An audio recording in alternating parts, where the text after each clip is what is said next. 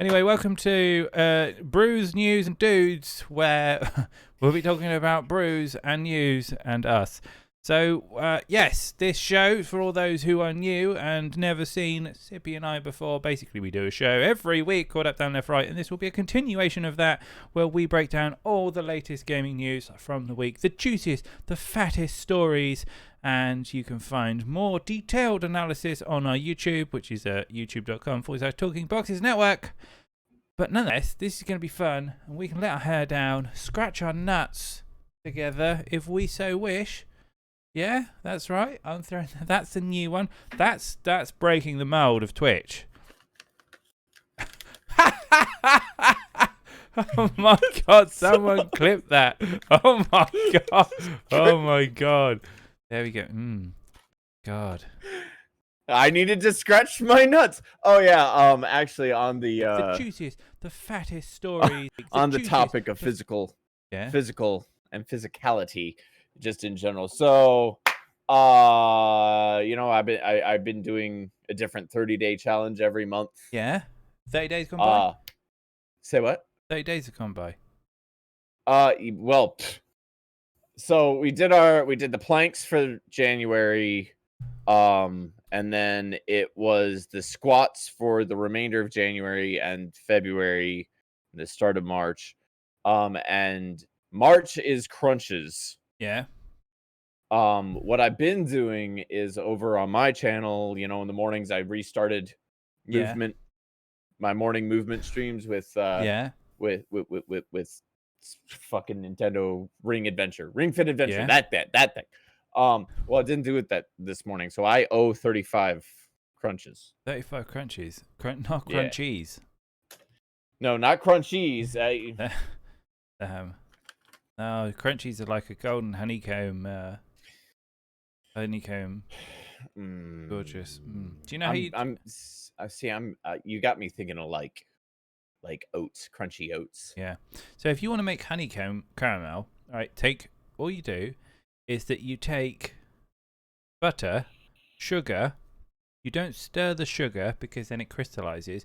You let it simmer for a bit, and then you put a teaspoon of bicarbonate of soda in it, and then you mix it in, and it creates a beautiful honeycomb effect, and that's how you make honeycomb caramel.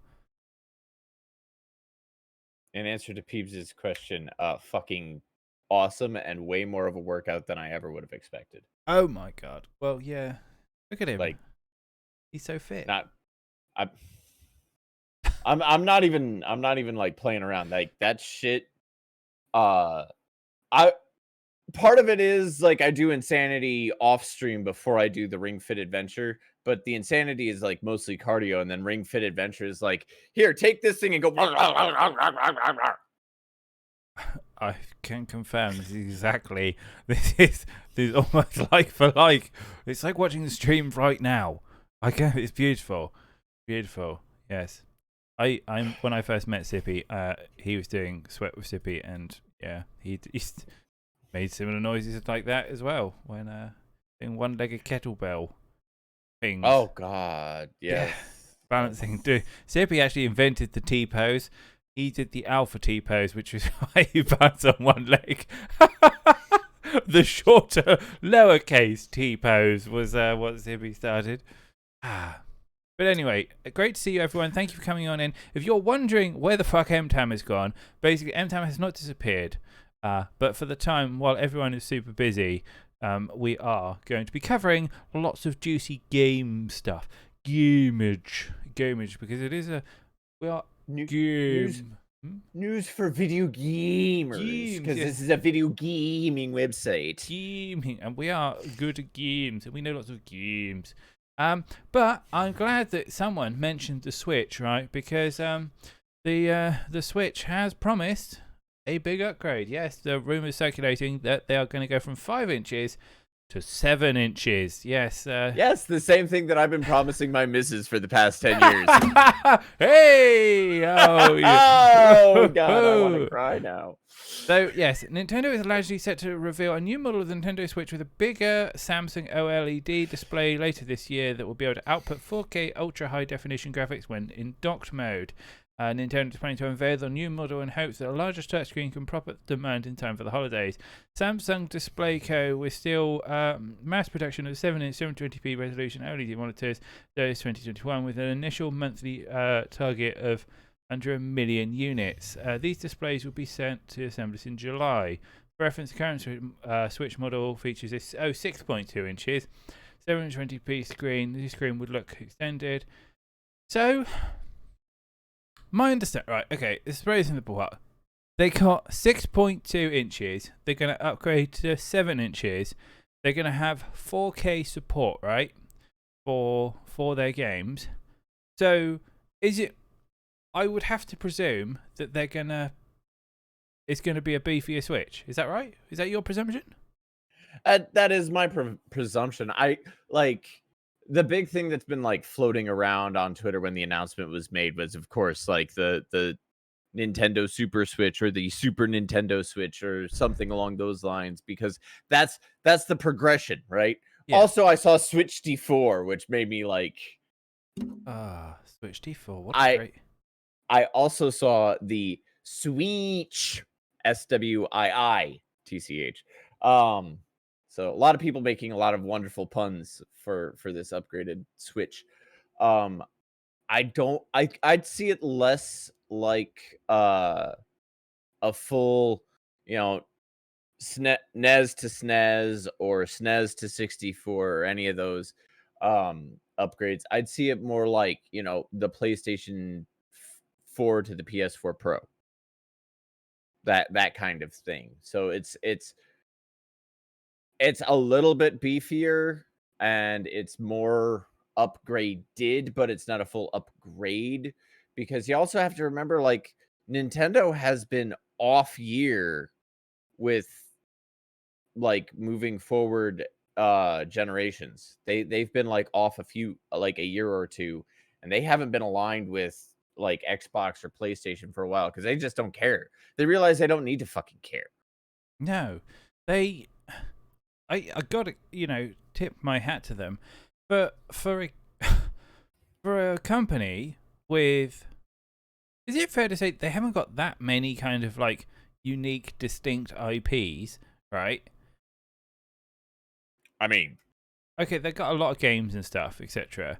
But I mean, I don't know. Maybe I'm just talking shit. Like, I don't feel like they're not producing tons and tons of Nintendo-based games for their platform. Which kills me, because like the exact opposite of what you just said is true. They have so much IP that they can use that's at their fingertips that they don't even need to do that much to. Like, I mean, I'm begging for another Metroid Prime, but they don't need to do that. Like, they could literally just do an upgraded Metroid collection, and that would make them a shit ton of money. An upgraded classic Castlevania collection, that'd make them a shit ton of money. A Kirby game. Oh my god. That isn't trash. Like, I don't need Kirby got lost in the frickin' arts and crafts section bullshit. Nor do I need Yoshi got lost in the arts and crafts section bullshit. I want a Kirby game. Or a new Mario game, or a new like, they have a ton of IP that they can fuck around with. They just kind of choose to not to tack something on to a previously existing game and charge people $60 for it. And some dumbass is going to pay for it. I mean, thankfully, none of us are here do things. But absolutely not. No one would. No one would do that. Certainly, no one would do that and also get the collector's edition, like, reflective poster for one of those games. No, thank God, no one would do anything like that. That's just pure fanboyism. Why? Why would somebody want to do that? I have no idea, and unfortunately, we don't have anyone like that to ask here, so we'll never know. Okay, so they hold all the cards and aren't sharing with anyone. Basically, is the presumption. I don't know. I don't know the logistics behind. I wish I knew more about Nintendo as a company and the culture, etc. Because, like everyone in the arms war. In the arms war of the world right now, in terms of gaming consoles, you've got Microsoft looking to buy up loads of studios. You've got you've got PlayStation, Sony buying up studios. You've got people like Epic buying up loads of studios, and Nintendo just seem to be like, we don't give a fuck. We've got all these super rich IPs that just make us tons of money. I mean, is it just simply because Pokemon is just that popular that they don't need to do anything? Yeah, or like, we're gonna do something with Smash, and we're sold out. Or I'm gonna wait until Dom's done drinking because I don't want him to spit his drink out. We're going to release Mario Kart 9. We've been working on it this whole fucking time. Oh my god. Yeah, okay. This is why they have the world by their bollocks. They have the best. They have one of the best racing games in the world. Fuck's sake. Yeah, this is why they do so well. Honestly. We watched earlier this week. We watched a monster truck racing game preview, and we're like, the biggest comment that you had in its favor was, well, we have fuck all in regards to like the Mario Kart style, like just having a good time fucking around racing game. Here's a just having a good time fucking around racing game. Let's get that. Let's try that out. Pretty literally. It's just like, what the fuck? It's just bonkers. But anyway, so new Switch coming out, right? Okay, the Switch Pro, and I presume that they will do loads of showcasing. But like, now you can run Zelda in, 60 FPS Zelda. I mean, because it doesn't support 60 FPS. It's 30 FPS, isn't it? Yeah. 47 FPS or something. It's like, it would be like 60 FPS Zelda and like 4K Zelda, which will still run in 30 FPS, and whoop-de-doo. And they've even said that, even in the article, they said they're doing this to target this coming holiday sales. So people have got things to buy until at Christmas. Okay. I mean, see, the thing that I have to like bite my tongue and swallow my pride a little bit and accept reality as being a thing on this, because I have been dying and begging for a new Metroid Prime game forever, and it looks like there was actually something that was going to come about of that. Like, they announced something in 2019. Yeah. A new Breath of the Wild they announced in 2019, and it was like, okay, things are and then 2020 happened, and it was like, fuck. So Nintendo is kind of being like, well, we told them all this really cool shit was coming, and then we kind of told everybody to go home and work from home. So how do we tide people over for a while? New Switch. Just upgrade the tech, because the tech is easier to upgrade than the development. I mean, it is. So the Switch is due an upgrade anyway. It was it came out before. Did it come out before the PlayStation 4? Same time, wasn't it? It was roughly the same time. And I think it was around the PS4 and the Xbox, the last Xbox series. Excuse me. The Nintendo Switch. Give me a second. Nintendo Switch release date. Yeah, I'm Googling it. And now we're going to teach you how to Google. March 3rd, 2017. Yeah. So 4 years ago. Okay, so yeah, it's almost to the day. 4 years ago. It is. It's a little way away, and there are bigger. There are. I wouldn't say there are. Well, no, there are more GPU intensive games, but I think the Switch was always lagging behind, and it will be able to have a richer catalog on the Switch Pro if it don't come out. But I've got to really be honest, right? I'm really happy with because Nintendo don't release new games, right? They just haven't. I'm happy with the catalog I have at the moment. I have no desire to buy a Switch Pro. What's the draw? I don't care about 4K.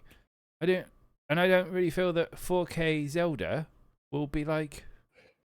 No, and that was one of the things that made Breath of the Wild so good was it was like that beautiful balance of like high def, low def with proper use of cell shading, not to the like Borderlands level extreme of cell shading, and not to the like super dumbed down Wind Waker level of cell shading, because those are like two.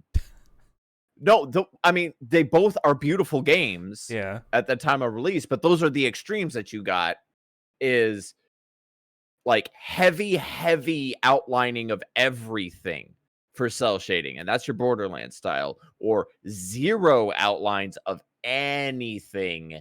And like, it looks like you just layered splotches of color on top of each other to make all of your characters. And that was freaking Wind Waker style. And Breath of the Wild found like that in between point, and it was beautiful, and it will continue to be beautiful in 10 fucking years. It doesn't need to be 4K. It looks fine. It looks fine at 480. It looks fine at 720. It'll look pretty damn good in 4K, I'll admit, but who's playing their Switch on 4K? Like that's not for Nintendo IP that they're doing the 4K. No, I concur. The other thing, right? Oh, actually, you'll be pleased. They're releasing Wind Waker on the Switch, aren't they? The Switch Wind Waker. I never finished Wind Waker. Wind Waker was the one with the Wii U control, wasn't it? No, Wind Waker was the that was Twilight Princess. Wind Waker was the one in the boat, which they did already release. They did like an anniversary edition or whatever for Wind Waker, which I haven't gotten, and apparently I need to because Wind Waker is supposedly really, really good. But I found myself like I played it on release on the GameCube, and I was like, how much longer do I have to spend in a boat before something fucking happens? In a boat. Yeah. Well, you got Twilight Princess. They're like, hey, we've revamped the control, and you can use it and slash with the. You can do a slashing motion, do a slash. That was Skyward Sword. Skyward Sword, that was it. Which was they said there was the like alpha of Breath of the Wild. So, they set up many of the concepts of Breath of the Wild in that. But anyway, like I want to re-release the Twilight Princess because Twilight Princess was like that was the one that released with the Wii. At the time, like the day that the Wii came out. There were like 2 games available, aside from the Wii Sports or whatever, and that one of those was Twilight Princess, and I never finished playing that because other things in life happened around that time. But I started playing it, and I was like, well, this would be cool. I just wasn't a huge fan of having to do this with the Wiimote every single time I wanted to shoot a bow and arrow. So, like, if they could clean that up. Did you ever, like, get tempted to, like, tie an elastic cord around your wrist and then the other one and be like... So, actually, hold up. No. Oh, my God. Hang on, what is this? Let's have a look. Oh, my God, yeah? So you can... This is how they could make... the bow and arrow stuff not suck. Yeah, what, like, you pull it? Because it would actually, like, have tension. Yeah. I feel like it's actually God, I need to turn it the other way so you can actually see. There you go. But yeah. It would have tension. I think that would be really fucking good if I'm being honest. Because, like, the Wiimotes were really cool for FPS games, like playing Metroid Prime with the Wiimotes and actually like using the nunchuck to control and the other thing to shoot. Yeah, that felt really, really good. But then when you had to do anything that like you wanted to feel some kind of impact, you wanted to feel some kind of stressor, such as A longbow. Yeah. setting up a bow and arrow, and there wasn't anything there. It's just you're kind of dicking around. Like it doesn't have the feedback that you needed. So that would actually be really cool. And God bless Nintendo loves their like bullshit accessories. I'm surprised they never came up with one. No. Instead, we end up with a dog hair cart that picks up everything and then dies instead of Mario Kart 9. I am so bitter and angry at Nintendo for them not releasing Mario Kart 9. If you don't know, do you know why? Do you know why Nintendo are never going to die? Apart from Mario Kart 9, the other one is they just have to simply say Ocarina of Time remake, and literally the world would blow up. That's why it's like they'd lose their shit. We're like, oh my god, take my money. Oh my god, yeah, literally the basement flooded. Ocarina of Time. Oh my god. Oh my goodness. I was like, your basement flooded? Oh, yeah. Actually, I would Yeah. I was always a bigger fan of Jorah's Mask? yes, but also no. No, A Link to the Past. I loved Link to the Past. Link to the Past? Yep. N64. Loved it. Yeah. Loved it. It's like my all-time favorite. Okay.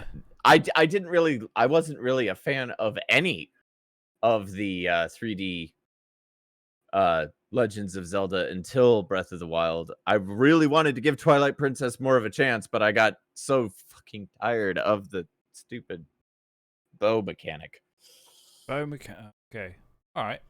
Which we already covered, so yeah. Yeah, I was what was the one with the wind fish, the wind egg, the big egg in the island? Oh god. Link's Awakening. Link's Awakening. Yeah, I played Link's Awakening to the death. That on the Game Boy. That was the first one I ever played. Yeah.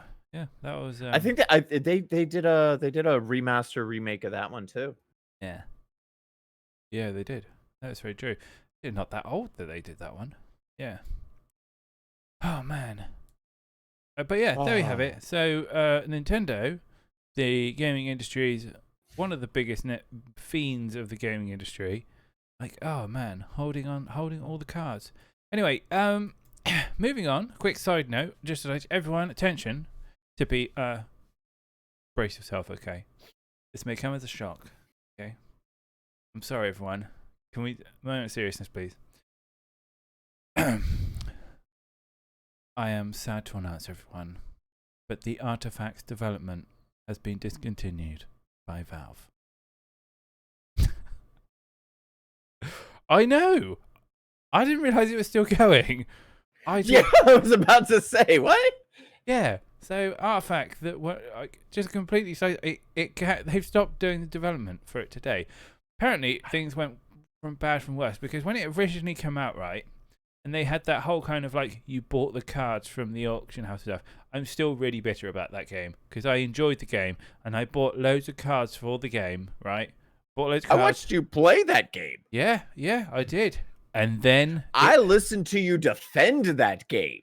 And then it died. And then it died, yes. Then it died. Then it became Twitch's first porn channel. Yeah, because everyone was playing porn in the artifact category, right? That's what they did. And then they tried to reboot it. Apparently they tried to reboot it. And then apparently they lost all the licenses for the artwork on the cards. Yeah, they lost the licenses for the artwork, and then they had to like hand drawn them. And apparently they were like hand drawn cards that looked awful. I unfortunately don't have any pictures of the Were they done by the same guy who does the XKCD, like the little stick figure comics? Yeah, I mean I'm guessing, but apparently it got really bad, and yeah, so it's dead. It is officially gone. Everything is now free to play. All the cards are available. I think it's a big shame. I think it was a really novel idea. You had the guy who was behind Magic the Gathering putting input into it, but the whole card system sucked. Like the whole, I think it was it's the Diablo auction house all over again. Oh god, the Diablo auction house almost murdered. Like they had to do so much to unfuck the auction house. So any comparison to the Diablo auction house is not good. No, not at all. Not at all. And then you add Steam to it, and it's just like, Yeah. Anyway, that's Artifact out of the way. All right, we're going to move into the other big story of the week, which, of course, is Tonic meets Epic Games. So, for all those who don't know, Fallguys, which started out at the start of last year during the pandemic, became an overnight hit due to basically mainstream media influencers hyping it up, and the fact that everyone was bored out their fucking mind and wanted something fun to play, and was also sick of the battle royale kind of format at that point. Along came this niche kind of beanie, fun, accessible to everyone game, and it absolutely blew up. And they had a fantastic community manager who was riding the coattails of it, and to be fair to him, did a really, really good job of it. So roll on to the 4th season. This week it was announced on the Twitter saying that they have officially been bought out by Epic, and they will be moving over. Well, they will be integrating with the company. As part of that, they will have additional features, such as they will be increasing the team, which is currently 35, to 150 plus. They will be integrating various features, including crossplay. Also, they will be introducing I don't know, what else they got? Crossplay, there's squads. squads. Ah, yes, that's right. Bigger squads. And And possibly adjusting their payment model. oh yes, that's right. And potentially going free to play. So they have got ahead of this, and they said we won't be changing the game in any way. And my understanding is currently that the season passes are free. You don't have to buy one every time. No. But interesting times. Fallguys. So Epic buying out. Is it a good thing? Is it a bad thing? I mean, does anyone care? I know it's like, is Fallguys dead? Is anyone playing Fallguys? So on that note, I actually pulled up while you were talking. I clicked on the browse for Twitch, and I was like, "Where's Fall Guys? Fall, haha." It is not quite dead game territory. It's right now sitting comfortably at just over 5,000 viewers. The divide is actually pretty comfortable with the top one. Like, it's not one of those where the split is a dumpster fire. Yeah. Like, this isn't where we say, there's currently 5.4 thousand viewers for Fall Guys, and the number one has 5,000 viewers. No, it starts at 800. So it's a pretty gradual decline in viewership. It's not as steep of a curve. So they still have a fairly active community. But I mean, so does Genshin Impact, which is actually sitting at a higher number of viewers at this exact moment. So meh. As far as like, do people care? Not really. Like, I like Fall Guys. My kid likes Fall Guys. I like playing Fall Guys with my kid. I haven't played Fall Guys since this summer when my kid went home. As far as like them getting bought by Epic, okay. So, I'm actually happy for it because like they were able to achieve quite a bit with a team of 35. yeah. And now they're getting a team of 150. Yeah, 35. So I mean, in terms of like a development house, 35 people is absolute nothing. That's like a drop in the ocean, especially for a company like Epic. I mean, I expect they paid a pretty penny for it, right? Do you know how many people playing Genshin Impact at the moment? It was like 15K. It's 12. 187,000. Oh, actually playing it, not just like Estimated watching it concurrent on. players, 187 players on the platform right now. 187,000. On Crazy. Genshin Impact. Yeah. Do you know how many are right? Fallguys in August 2020 was playing 124,000 people, right? 124,000. How many people, right? How many people? And yeah, closest number will win a prize of some sort, right? Okay. Now, what do you think that number is? 124,000. The last 30 days, what do you reckon the average player count is? 10K. 10K is pretty close. Anyone else? Anyone higher than 10K, lower than 10K? Anyone? Linz? And he's like, oh, I hate Fallguys. And I hate Rocket League. Rocket League.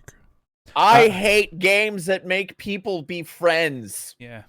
I hate friends. Friends bad. So it's been 8.6 thousand. From August to September, they dropped 57,000 players off their base. I don't know what their concurrents are at this moment, but what I do know is Valheim sitting at 5 million purchases. That's crazy. I mean, how many players are... Okay, 5 million purchases, but how many people are playing Valheim at the moment? I mean, I bought it, so I'm one of those 5 million. I don't, like I said, I don't know what the concurrents are. I do know that there are just under 35,000 people watching Valheim at this exact moment on Twitch.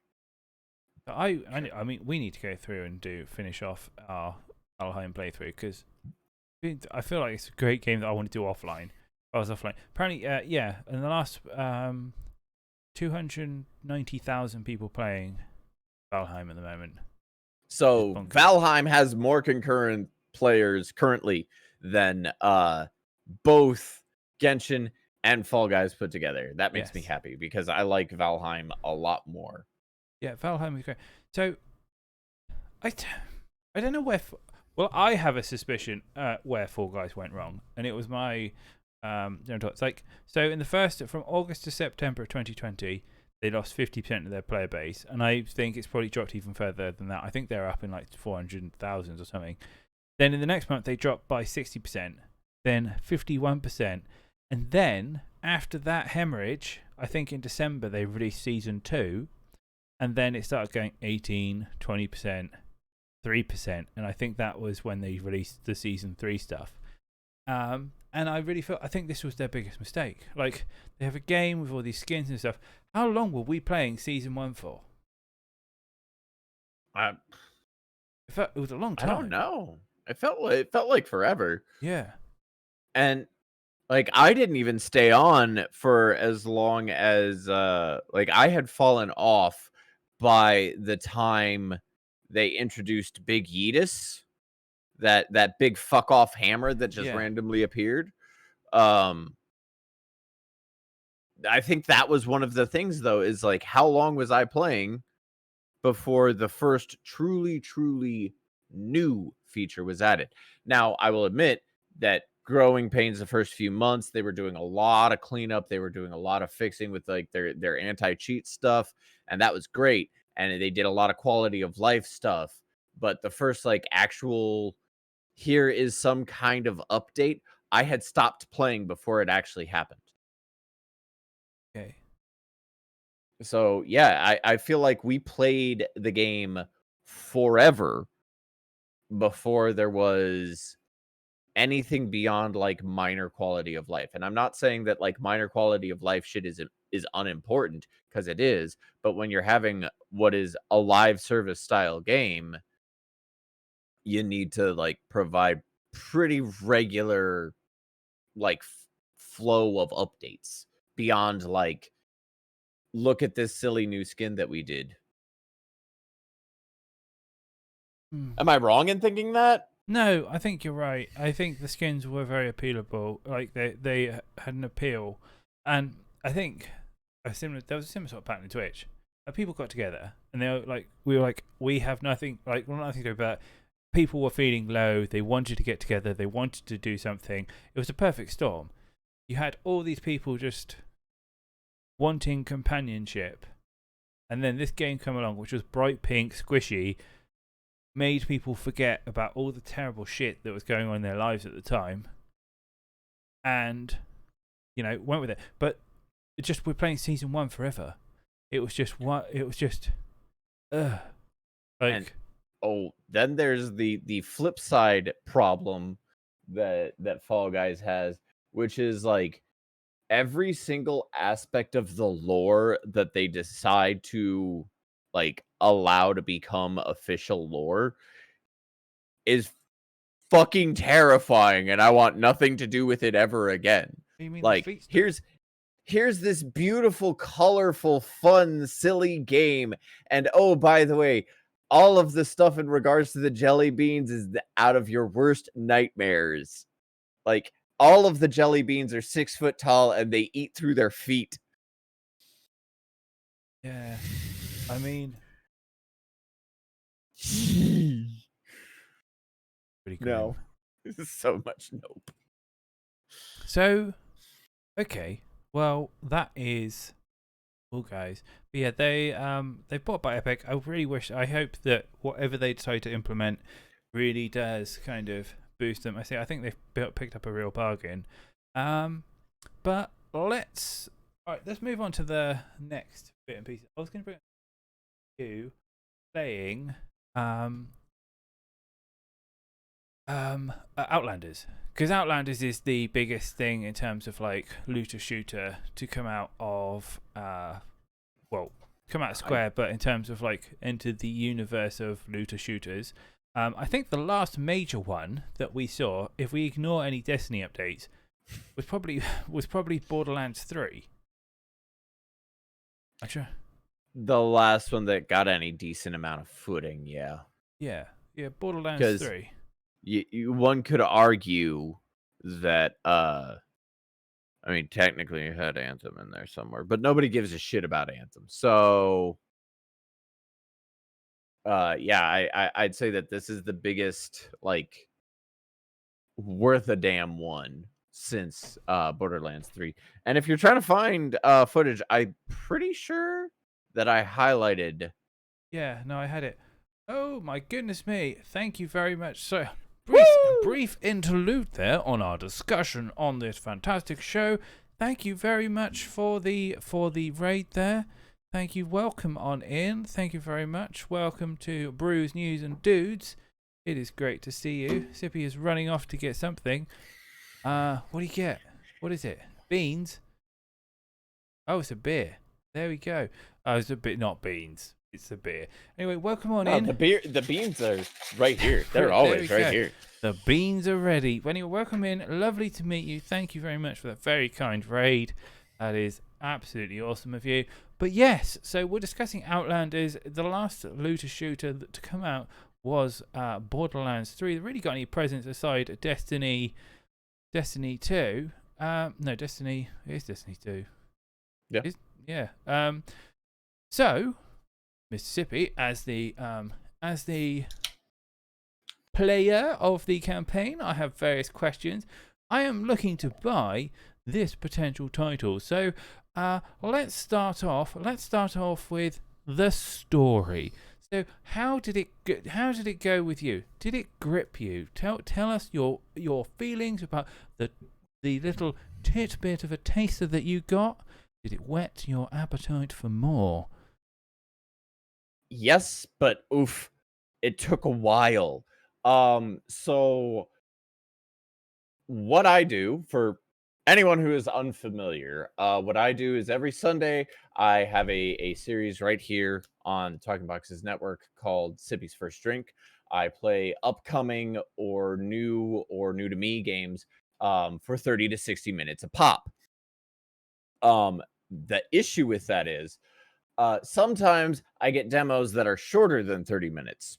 Okay, not a big deal. sometimes I get demos like Outlanders where after an hour, you haven't even really gotten that far. So I played the game for an hour, and the story up until that point was the background.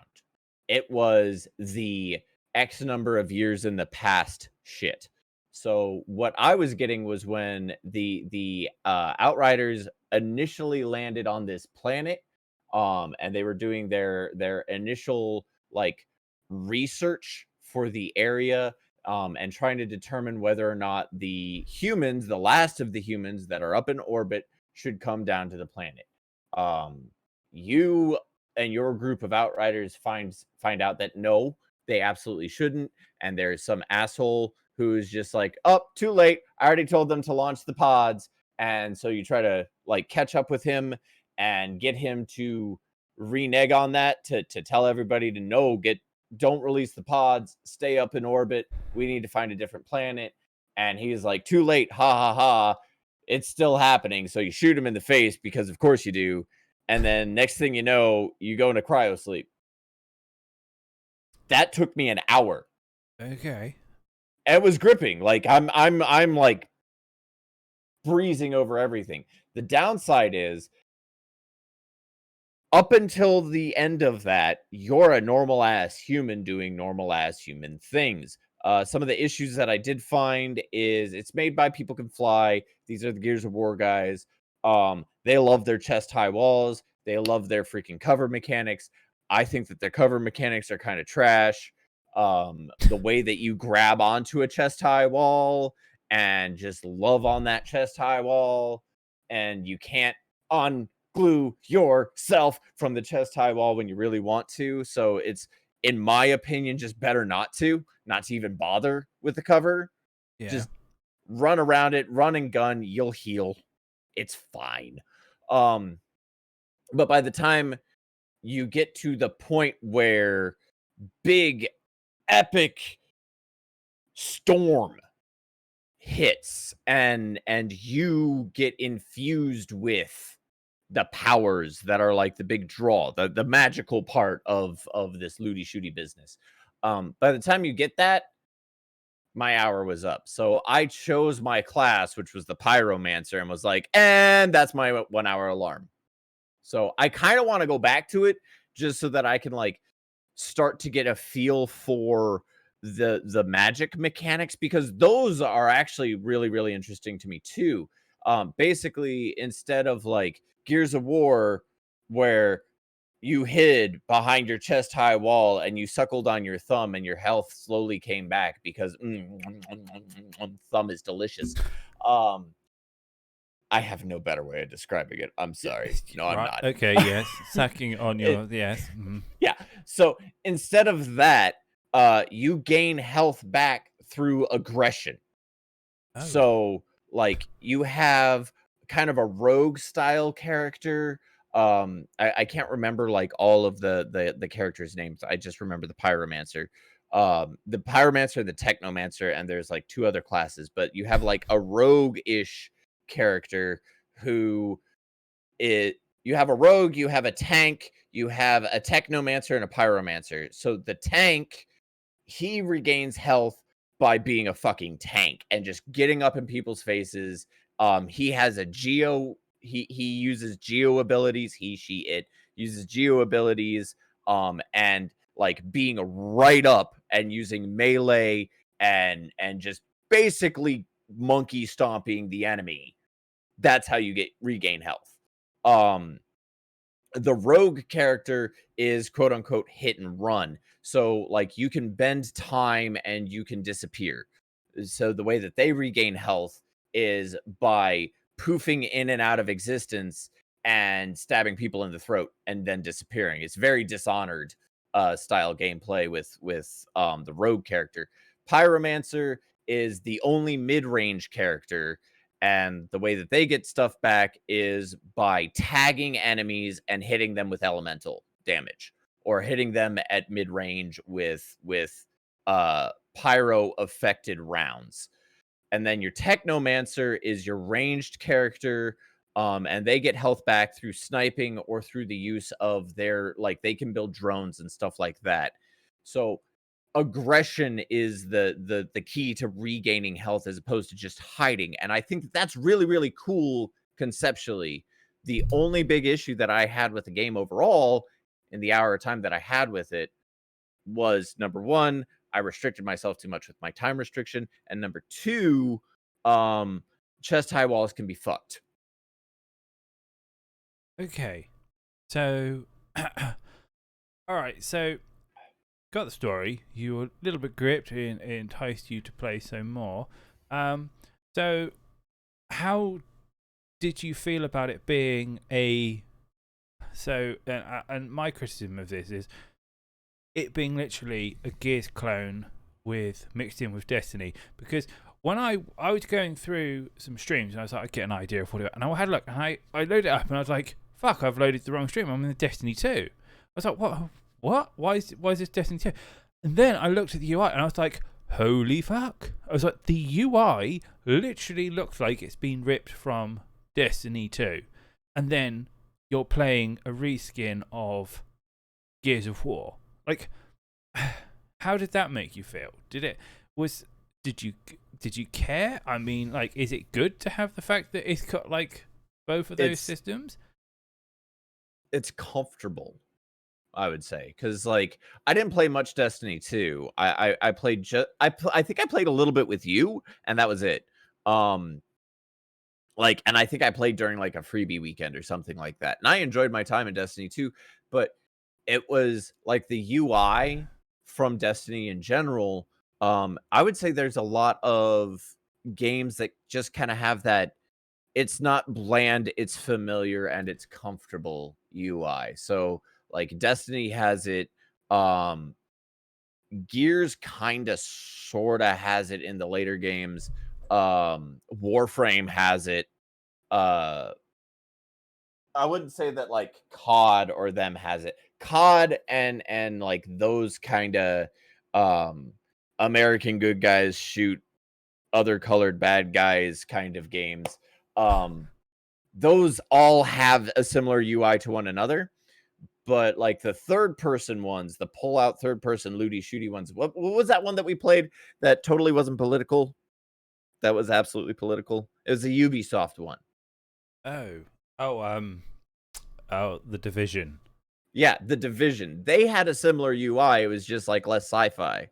So like that's the unobtrusive, comfortable UI, and it's totally fine because it's unobtrusive. It's comfortable. Story wise, I didn't play enough Destiny to say like whether or not I feel like this is purest Destiny clone. Looking at some of the streams of Outriders right now, like these people look too much like people for it to be a Destiny clone. I mean, just in terms of that UI, but I thought it was. Funny enough, I didn't know. I just happened to see one of these streams has the gear UI. Yeah, that's the one. That's the one.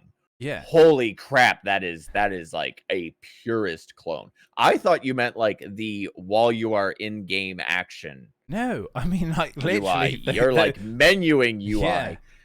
Flip of that though, and this is almost terrifying, the comparison I'm about to make. The skill tree UI looks like Path of Exile. Oh my lord. I need to have a fair look at. Well, it looks like they've kind of like taken lots of good ideas, like, because I like all those concepts. I mean, I like the Destiny kit and I like the Path of Exile talent tree.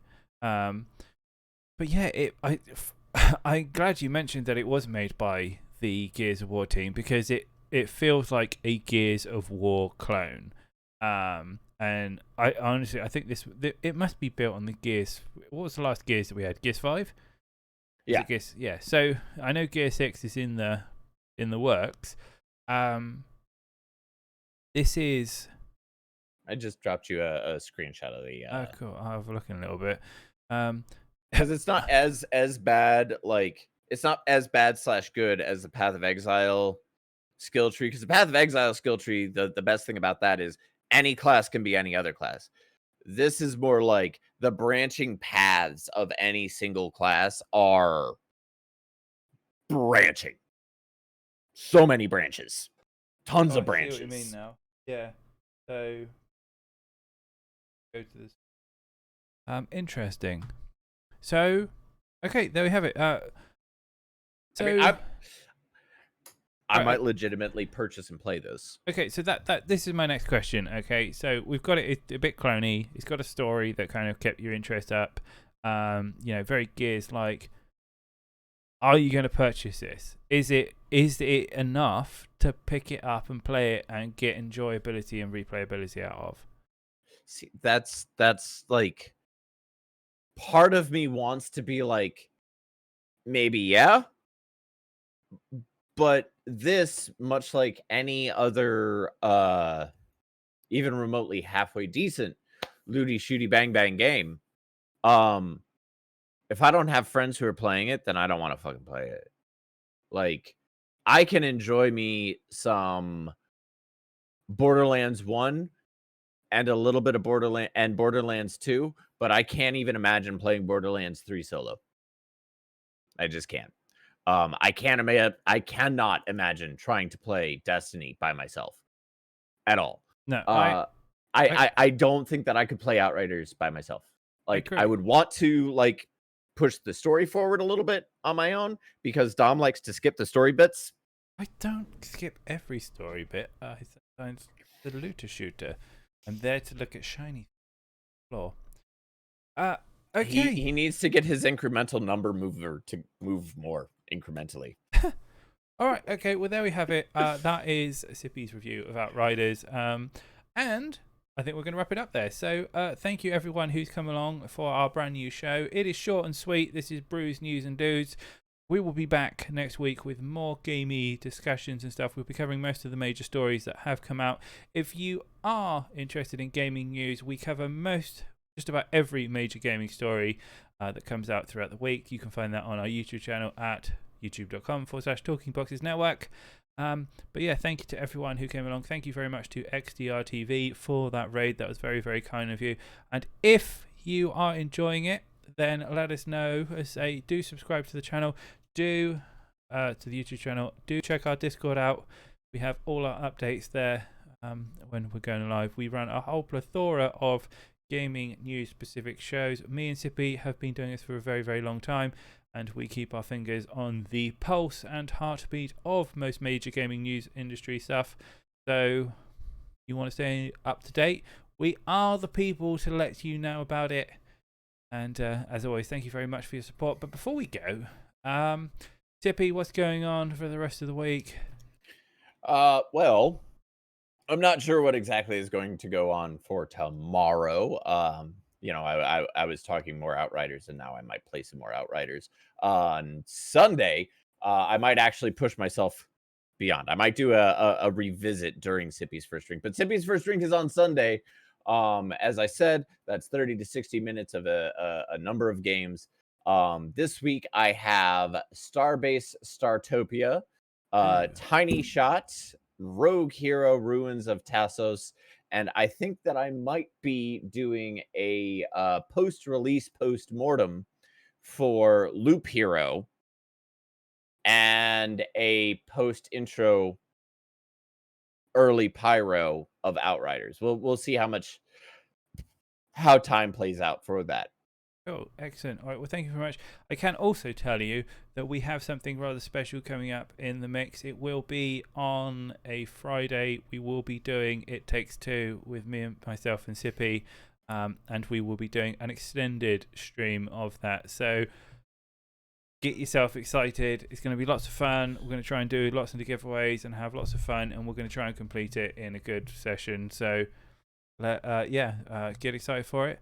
But it was great. I really enjoyed this, and thank you. So until then, there may be a stream afterwards. We may fire out some Rocket League or bits and pieces. We'll let you know. But until then, have a great time.